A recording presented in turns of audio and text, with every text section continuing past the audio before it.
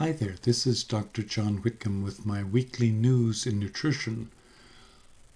Today we're going to talk about ADHD, zinc, and copper. Now, we've reported before that zinc is particularly important for adults with Alzheimer's, and we want a ratio in adults of zinc roughly 100 and copper roughly 85 to 90, but zinc being greater than copper. The tricky thing is, in our current society, most of us have homes with copper pipes, and we're leaching out a small amount of copper. So we live in a copper-rich environment. With all the news in the last year about lead leaching out of pipes in various cities around America, we've certainly heard about lead, but embedded in that story is that we've also had a lot of copper. When copper goes up, zinc goes down. Now, copper is needed for the production of dopamine. Dopamine's a happy hormone, but too much copper and you block the production of dopamine. You also block the production of serotonin. And as a consequence, those are the hormones you're trying to get when you give ADHD meds. And so when you give ADHD meds to somebody who has high copper and low zinc, you're not going to get a response to them.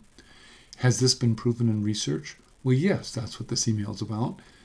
400 kids from Egypt with ADHD given 150 milligrams of zinc a day. Now, that's a big dose, but for 12 weeks, showed markedly reduced hyperactivity, aggressiveness, lack of attention. They were much, much better off when given extra zinc.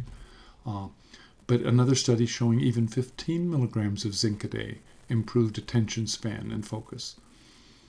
Well, that's really very interesting.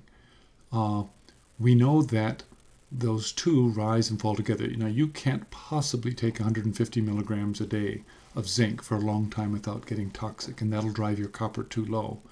But this is something that's worthy of mentioning. So for parents who have kids that are frantic about their kids, this is a good chance for them to pay attention and see if they can make a difference in that. So what will work for me? Well, if I had somebody or a grandchild in my family who had ADHD, I would certainly say somewhere along the line it's worth the effort to measure by blood test their zinc and copper levels. And you want a higher zinc.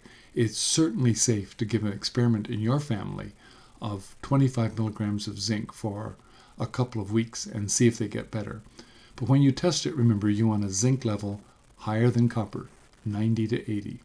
Foods that have zinc in them, oysters, seafood, nuts, whole grains, not the kind of things that teenagers eat.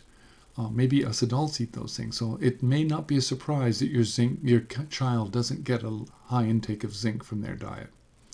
Thank you. This is Dr. Whitcomb with our News and Nutrition Moment.